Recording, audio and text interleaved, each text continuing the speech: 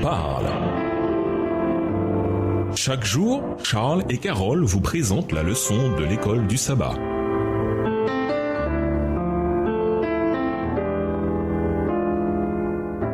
Bienvenue dans votre émission Dieu nous parle. Nous voilà au vendredi 25 mars pour aller plus loin. Pensez au millénium et à la compréhension que nous en avons.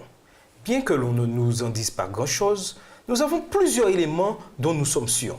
D'abord, le millénium survient avant la destruction finale des perdus. Deuxièmement, avant cette destruction finale, les rachetés passent ce temps à obtenir des réponses à beaucoup de questions, à tel point qu'ils participent à ce jugement, c'est-à-dire que ce sont eux-mêmes qui jugent. Ne savez-vous pas que ce sont les saints qui jugeront le monde? 1 Corinthiens 6, verset 2. Et ne savez-vous pas que nous jugerons des anges? 1 Corinthiens 6, verset 3. De plus, comme nous l'avons lu, cette semaine, pendant ces 1000 ans, le pouvoir de juger leur fut donné. Apocalypse 20, verset 4. C'est-à-dire aux saints. Ainsi, ces deux points pris ensemble révèlent une vérité importante.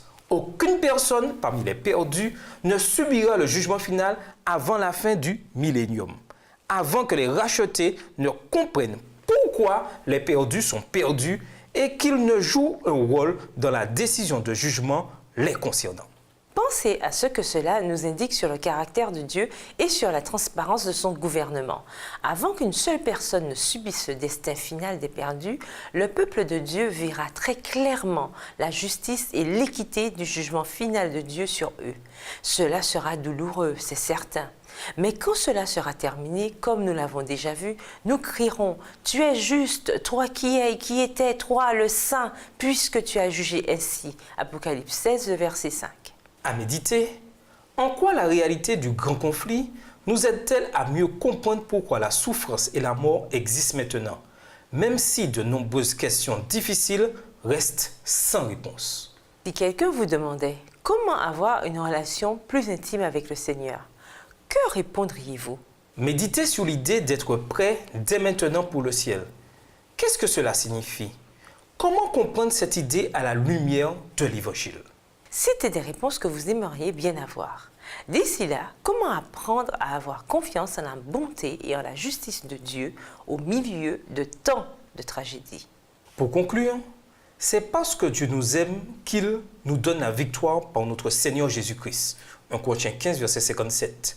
Dire que si souvent, nous essayons de retrouver seul notre chemin quand nous sommes perdus. Luc 19, verset 10. De quitter nos ténèbres spirituelles. Romains 7, verset 15. Nous essayons même d'exister par notre propre sagesse, mais chaque fois, la Bible nous rappelle que l'homme ne vivra pas de pain seulement, mais de toute parole que Dieu prononce. Deutéronome 8, verset 3. Nous avons besoin de Jésus pour avoir la victoire sur le péché et sur nos désirs égoïstes. Si seulement nous lui faisions davantage confiance, nous ne nous sentirions pas comme si nous étions perdus dans le désert, luttant pour survivre dans ce monde mouvementé, troublant, accablant et pénible parfois. Au revoir. Et à demain si Dieu veut. Dieu nous parle. Chaque jour, Charles et Carole vous présentent la leçon de l'école du sabbat.